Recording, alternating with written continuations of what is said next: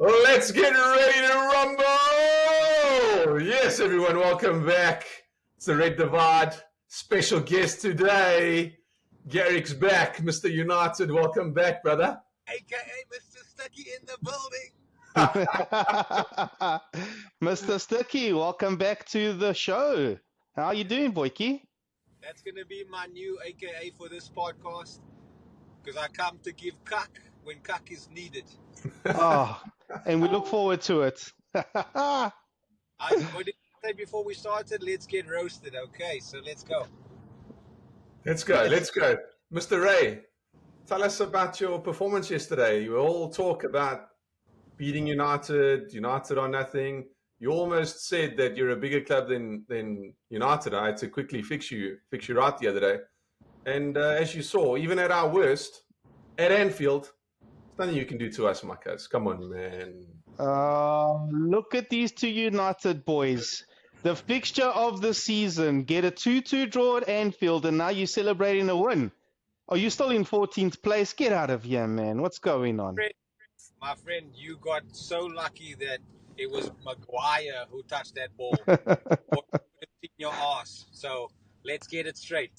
Okay, You had 12 men on that pitch. One of them was Maguire. So. No, I think we had 9. I think the other one was Trent. No, Man, I must be honest, I was quite disappointed. I was busy traveling, so I missed most of the game. I had to catch some of the game on highlights. But what I saw, United did hold their own, all credit to them. They stepped up their performance when it came to Liverpool. And maybe that's what you needed for your season, because going into this game week, yes, I was talking big. I said we're going to smash you 3-0. And based on your performances, that's exactly what I believed, because you boys weren't showing up on the pitch. But you on match day, came to Anfield, and you boys played like you were actually in the game. And Bruno, based on the highlights I saw, it looked like he had a blinder. Yeah, Bruno had a good game. I think he had a decent game. I think the culmination of our rivalry plus the time that it took for Amarim to get in to the guys' heads, get through to them some, and that all came together. He's been very vocal about the reaction, what the team needs to do, and I think that's evident in our performance. So if that's something that we can build off, especially running into the game with Arsenal, FA Cup fixture, I feel like the momentum is with us now, and we can hopefully build on that. But yeah, you just got the wrong end of the stick, man. Weather was bad, and your team didn't show up, and United decided to play, so you got your ass whooped. I wouldn't say arse whooped. I think maybe... It was a lucky draw, mate. Which one? Which one is a lucky goal? No, it was a lucky draw. Lucky draw, yeah. You guys did get lucky with that draw. Out of the shots, okay, so stat-wise, I'm not sure if you pulled stats, but... Yeah, I did, just before the game. What was your... you had how many shots on target? I think you missed more shots on target... what did I say? More shots than you had... Yeah, we had 19 shots in total. We only had 6 on target. Yeah, so... that speaks volumes, so... And I saw a whole bunch of people on social media complaining about Trent's performance. Like I said, I missed most of the game, unfortunately, due to the traveling. But yeah, was he that bad? I saw he gave the ball away for the first goal and then didn't even track back to try and put in a tackle. Yeah, he was bad. Yeah, Bruno and Delo, man, they terrorized that boy. He didn't know if he was coming or going. So disappointing. Many are saying he's already got one foot out of Anfield. Well, you saw that Real Madrid put in a $20 million offer, right? So that was very, very cheeky of them to do that, especially right before this game. And, that old term of maybe his head's turned, maybe he's already on the flight to Madrid in his head. But, we were happy to see that. And Bruno and Delo took full advantage of him. And people have always said, right, Trent's not great defending, he's great going forward. Right. But man, they really capitalized on him on Sunday. It was great to see. Yeah, that was a talk in the Liverpool forum, is that United kind of targeted the left hand or the right hand side, our right hand side constantly, and that's where most of the threat came from, Bruno and Delo. I mean, that's typical for United anyway. We like going down the left regardless, depending on who we're playing. There's a lot more balls going down the left than there is going down the right, and I think that's mainly because of the strikers. They favor the right foot.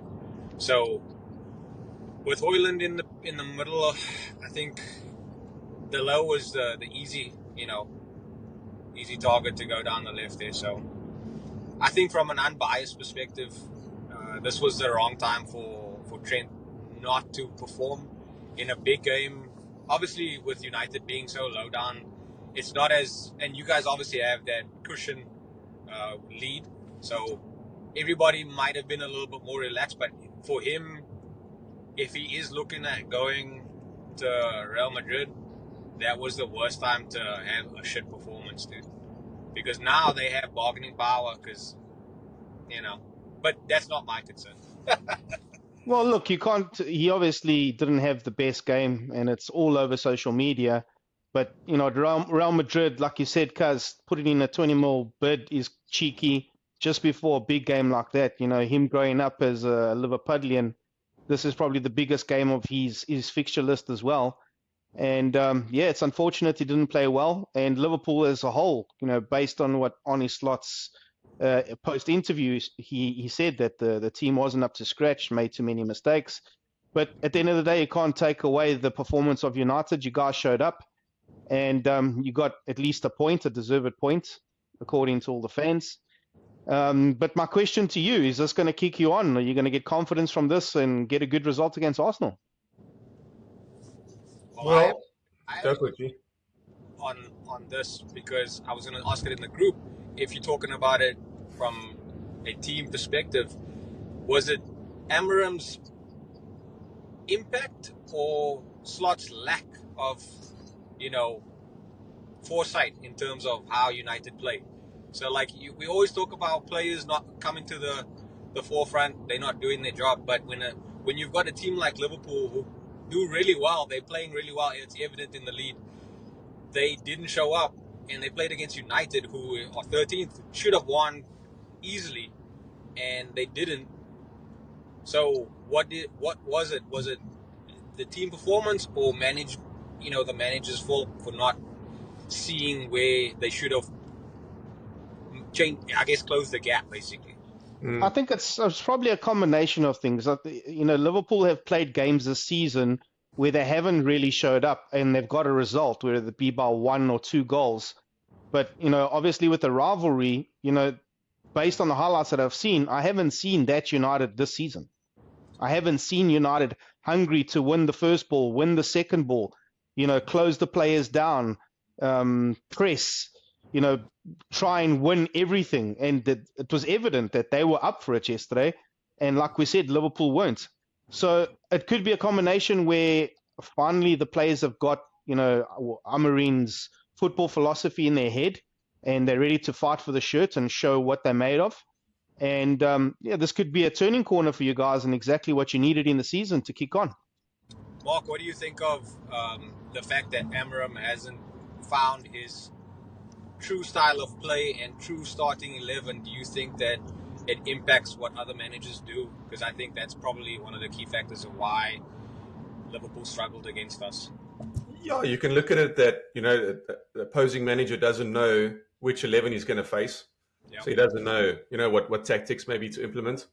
I also think Amorim's doing it on purpose to figure out who's got the heart, who's got the want and drive to be at United and to play their heart out for the badge.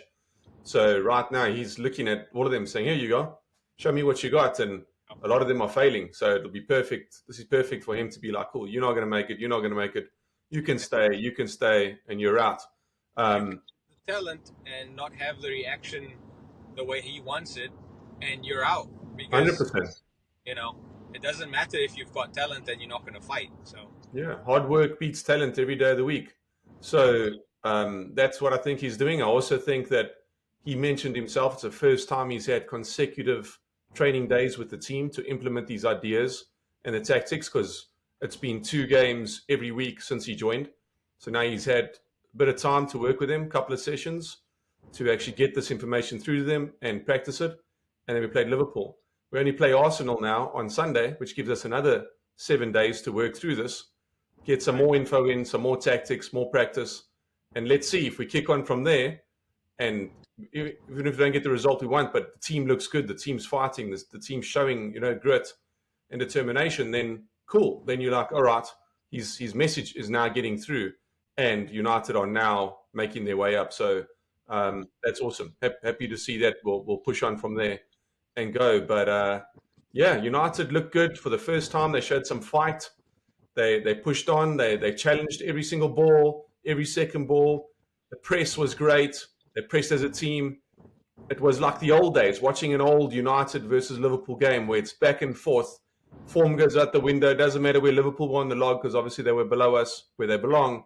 But they would give it to us. They give us everything that they had, and sometimes they would beat us, even though we on top of the log and in a much better position. So that's what I missed, seeing that fight, that feistiness. It was amazing to see, and maybe see a lot more of that going forward. I'm happy to see that he stuck to his guns. The elephant in the room is Rashford being sidelined. They said he was ill and he couldn't make it. However, overall, we did that without him. And that's testament to his philosophy. If you're not going to show up for the badge or for the club or for him, then you're out. And he said that he's ready to put Rashford in, but he needs to want it. So I think all of us have seen that and have decided to start playing, man. So hopefully that's good. Yeah, I think that helps as well. We forget that he's put one of the most high-profile players at United on notice, and everyone else is like, whoa, okay, I guess we better play. Yeah. Ten Hag tried something similar with Ronaldo when he first signed, and it worked for a while because, look, he got a great, the first season was great. We finished, I don't know, third. We won a cup, and it was decent, good start. But he's just got to push on. You can't let go. You've got to keep going. You've got to keep showing you have the power and get the best out of these players. But so nice to see us at Anfield show up and actually, in my opinion, we were the better team. We outplayed Liverpool at Anfield, which was great to see, man. I haven't seen that in many, many years. Yeah. Well, I'd love to argue this point, but unfortunately I didn't get to see most of the game. So I'm going to take your word for it. But knowing you're a Man United supporter and you're over-exaggerating a little bit. So I don't think I'll believe you on this one. You need to go watch that back, because I'd really like to know what you feel Liverpool should have done differently, considering the gap between us in the league and our history leading up to this game, performance-wise. I'm curious to know where you should have improved. There's a big question mark on Salah, his future. Right now, he's saying that he's not going to be available he's not going to be there moving forward next season. If he's leaving, what are they going to do moving forward if that's what's happening, with him on the pitch? So that's going to leave a big gap, Massive gap. So with Salah, he's had the most contributions in the league. Salah alone, with goals and assists, he's scored more and assisted more than the entire United team. So he's a big loss. And I'm a little bit disappointed that the club haven't tied him down to a contract. The same with Van Dijk, the same with Trent. There's talk that Trent has rejected a contract. There's talk that Van Dijk is in negotiations. And there's talk that Salah is very far away of what he was offered. So I don't know what's going on in the club, if they have some magic surprises that they have up their sleeve, that they think that bringing in a player that's going to replace Salah just like that, then they've got another thing coming, because you cannot just replace a player like Salah. You can't just replace a player like Van Dijk. Trent Alexander, he's a great player, great passer of the ball. I think he can be a good leader. but I do believe his defense needs working. So yeah, that's probably my biggest gripe for the season, is that the club haven't tied down those 3 players. And like you said, if they leave, there's going to be a huge void, and where do we go from there? So yeah, who knows what's happening behind the scenes. It's going to take a few players to leave to see if Slot is actually worth worth the results that he's putting out now. Once he changes a few players in the team, can he get that team to perform the same? We will see. You see, that's the thing, is he inherited a great team, a team that had a winning philosophy, mentality that they got from Klopp. And then when you bring new players in, they don't necessarily have that same team bond. They haven't been together for so many years.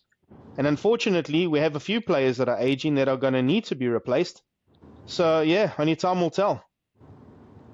Yeah. Well, long may these struggles for Liverpool continue. I hope Trent lets me down for the rest of the season.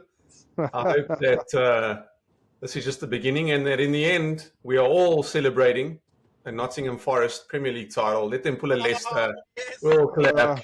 Everything will be well. You're not an Arsenal fan. You're not delusional. Why are you talking such nonsense? What's wrong with you? Hey, what's that score? Hey, what's the score? With Wolves and Forest, yeah, we should check. Hey, we're winning 2-0. Forest are winning 2-0.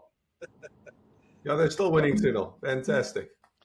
Yeah, I think all 3 of us in the studio know that they don't have what it takes to carry on for the rest of the season and win the league. We'll see. They're only in one competition, really. They don't have to worry about Europe, right? So let's see. Yeah, a couple of injuries here and there. There's no way they can keep up that momentum. The same as a couple of weeks ago, you were saying Chelsea to win the league. Where's Chelsea right now? Yeah, they've fallen off the bus.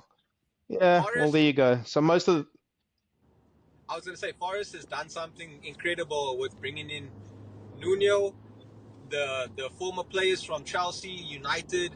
They've got a squad and a manager, Premier League proven, that can potentially go on to do something that probably only Leicester has done.